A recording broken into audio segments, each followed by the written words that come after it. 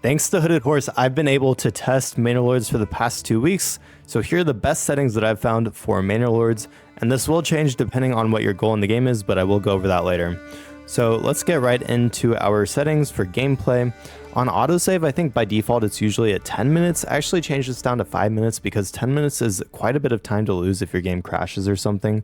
And if your game crashes and it's not autosaved or saved, then you will lose all of the progress you've made. So the saving can be a bit annoying because it'll lag just for a sec while it's saving, but I would definitely put it to 5 minutes unless you don't care, in which case put it to 10, but that's the first thing I would change. And then I would definitely have it on at least, don't have it off. And then allow assignment to multiple control groups. That's sort of up to you. It's more for the RTS side of things, but it's not a big deal. Tutorial pop-ups I have off just because I already pretty much know everything, but if you want them on, feel free to leave them on. And then reaction when enemy was spotted, I found this to be really important. If you're starting out, you can pause the game when there's a reaction to enemy just so you have time to react. If you're playing on 12 times speed and you don't have this on pause or slow down, then the bandits can come in, you won't notice them, and they can already be doing a bunch of damage to your town without having a chance to respond. This is especially important, if you have multiple towns that you're taking care of, or if, say, you've even conquered the entire map. And then obviously the cosmetic day and night cycle, I think it's pretty cool. Anyways, moving on from here to graphics. So graphics are where it depends what your goal is, and we'll get into that, but display mode, I have it on borderless full screen so that I can alt tab relatively quickly.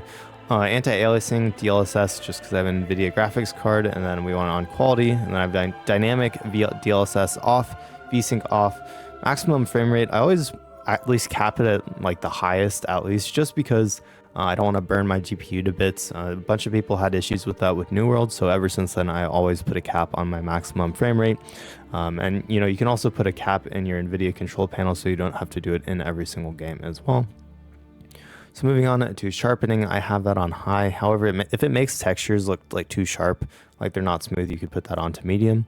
Shader quality, I think on ultra looks great. If your computer can't handle it though, you could change it down to high or medium and the game will still look nice.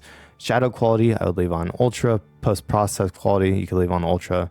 Bounce light approximation, this makes the lighting look really nice, ultra, but again, if you're having issues, you could turn that down to high or medium.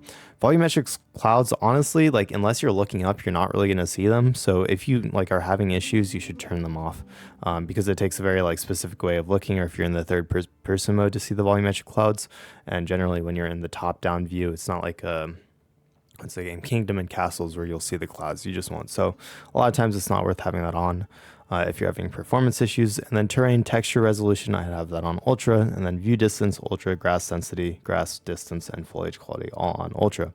However, this changes when you have a game where you've conquered the entire map and you have 8 different cities going on, all with multiple hundreds of population. Then your game really will start having issues, and at that point I found that actually the number one thing that helped me the most with lag spikes is limiting the max frame rate. That'll really cause the load on my GPU to go down a bunch, so I put it down to 60. The game still looks just fine. I mean, 60 is more than enough for a city builder, so no issues there, but I found that to be the most helpful. And then obviously turn that down to performance. Honestly, turning sharpening off isn't a big deal.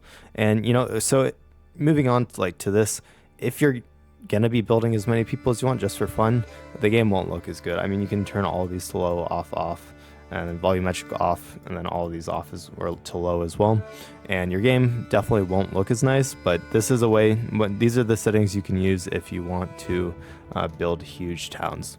So moving on to audio, honestly, I didn't really change anything here. Sometimes, no, honestly, I didn't change anything. I mean, you can get tired of the music eventually, so you could turn that off. But honestly, I think the soundtrack's amazing. I love it, so I think it's just fine. Moving on to our controls, lock the cursor inside the game window. This only really matters if you have multiple monitors, so you can have that on or off depending on what you want. Edge panning, definitely have on. That's how I like to pan. And all of these, I think, were in the middle before. I definitely turned the camera's panning speed, the camera rotation speed, the camera zoom speed all to max.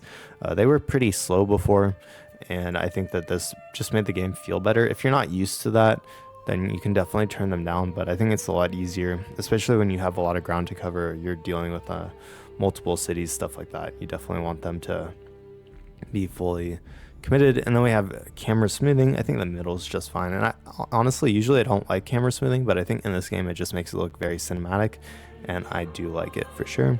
Then move to cursor when zooming. I actually do like this. So it's like when you zoom in, it moves to your cursor's place instead of just zooming in where you're centered at that moment. I think this is more useful, and personally I have it completely maxed. Then we have camera shake. I haven't really noticed the camera shaking that much anyways, so it's not a big deal. I think overall the key bindings are pretty solid. WASD to move the camera around. Then we have, I don't use F and G at all really. Cycle between towns is like sort of helpful, but it doesn't really cycle how I'd want. So generally I just zoom all the way out and then zoom back in on my different towns. I don't really use T that much. Pause for spacebar, very, very important. Have to pause all the time for different things. Z and X for slower and faster game speed.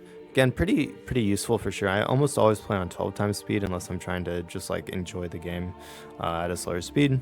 Then road placing mode, R is actually quite nice, where you just hit R and then place down your roads, and then left click to put them down. Then construction tab on C makes a lot of sense, and is close to all your other hotkeys. Honestly, I think he set up the hotkeys really, really smartly in this game. I don't know if he had like a lot of help from the alpha testers or whatever, but I think he did a great job. Army tab is V, again, very close and easy to hit. Map view is M, sort of far away. I've never really liked M on map view. You could change that to tab, however tab is on something more important that we'll get to. So then quick burgage plot is on H. I don't use that very often because usually I'm building down here anyways, since there aren't hotkeys to build the other buildings like in an RTS. But you know, if you get used to it, it can definitely be faster. I don't use the previous or next construction categories at all. Unassign a single family. You can get more efficient with this, but I think at the beginning, not using Q and E is just fine. And this is really important. Show more information. A lot of people don't know about this. And basically, if you hold tab, it'll show whether a house is ready for expansion, whether a house is ready for an extension in the backyard, whether it's ready to upgrade to its tier 2, and then it shows how many workers are working in different buildings and how many workers are working in trade posts. What else does it show? I think that's about it, but it's really, really important just for an overall view of your town. Definitely be using tab just all the time. It's really, really important for an overall view, so very, very useful. Then if you want to get some pretty screenshots, Control C gets rid of the UI, so pretty good or pretty nice there, just so that you're aware of that. And then control groups, again, this isn't really important until you get into combat, but I would generally put at least like all of your melee guys on like 1 and all your archers on 2 or something like that, just so you can control them individually and jump to them with the 1 and 2 as well. So I think the hotkeys are pretty solid. Then obviously language and accessibility, nothing really important there. So going back through them, we got our controls. Audio didn't really do anything there. Graphics, this is only if you want to have the most FPS possible with like a huge town. Generally, I would run everything on Ultra just because this game is absolutely gorgeous and you definitely want to enjoy it. And then moving on to gameplay, we're good. So anyways, there's my best settings guide for Manor Lords. It launched today. I hope everyone enjoys it as much as I have. I'll be putting out some guides later this week just over various things in this game. I do have an ultimate beginner's guide already that covers pretty much every single part of this game. So if you want to watch that, I'll have it linked at the end of this video. But other than that, I hope you enjoyed. I hope you found this helpful. And I'll be covering Manor Lords at least for a while now. So I hope everyone enjoyed, and thanks for watching, y'all. I'll see you next time.